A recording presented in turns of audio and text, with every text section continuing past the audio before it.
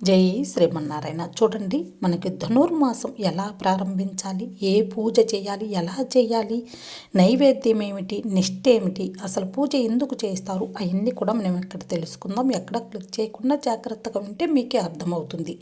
అయితే మనకు కృష్ణయ్య తండ్రికి ధనుర్మాసం 16వ రోజున రేపు మొదలు పెడతారు. అయితే మనం ఇళ్లల్లో ఎల్లుండి ఉదయం పూట వేకువజామునే అంటే మనం 4 గంటలకు లేచి ఇల్లు శుభ్రపరుచుకొని మనం స్నానం చేసి ఆ తర్వాత మనం పూజ అనేది 6 లోపు పూర్తి చేసుకోవాలి.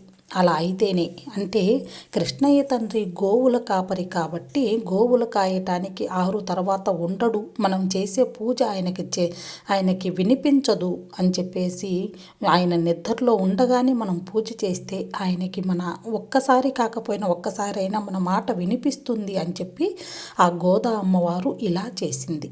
ఆమె పరమ భక్తురాలు. అంటే 30 రోజులు ఒక్కొక్క రోజు ఒక్కొక్క పాట పాడింది. పెరుగున్నోం నెయ్యున్నోం పాల్గొన్నోం అంటే నెయ్యి పాలు ఏది ముట్టను, కళ్ళకు కాటుక పెట్టను, పువ్వులు పెట్టను, కొత్త చీర కట్టను, ఇవన్నీ కూడా నియమాలతోటి ఆమె ఒక్కొక్క పాట ఒక్కొక్క రోజు అలా పాడుకుంటూ రోజు ఆ కృష్ణయ్య తండ్రికి చుట్టుపక్కల ఉన్న వాళ్ళందరినీ నిద్ర లేపుకొని తీసుకువెళ్ళి రోజు పూజ చేసేది.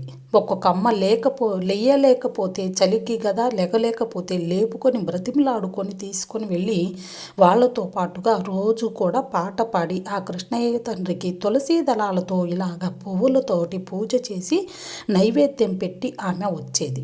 కింద పడుకోవటం, ఒక్క పూట భోజనం చేయటం, అలా నియమాలని పెట్టుకొని చేసింది 30 రోజుల పాటు. అదే 27వ రోజున ఆమె అన్ని అలంకరణ చేసుకొని మోచేతి వరకు కారేటట్టుగా నెయ్యి పోసి పాయసాన్ని చేసి ఆయనకు ఆ కృష్ణయ్య తండ్రికి పెట్టి ఆమె నియమాలని వదిలివేసి ఆయనలో ఐక్యమైపోతుంది.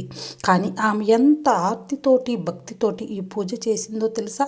మనము కూడా అంతలా కాకపోయినా కొంచెమైనా మనము ఈ నియమాలతోటి చేసుకుంటే ఇప్పుడు కాకపోయినా ఇక ఎన్నేళ్ళకో, ఒక 20 సంవత్సరాలకు కానీ 10 సంవత్సరాలకు కానీ మనం పూజను మెచ్చి ఆ కృష్ణయ్య తండ్రి మనల్ని ఆయనలో ఐక్యం చేసుకుంటాడేమో అనే ఒక ఆశతోటి మీరు ఈ ప్రతి సంవత్సరం పూజ అనేది ఇలా చేసుకున్నట్లయితే చాలా మంచిది. Thank you.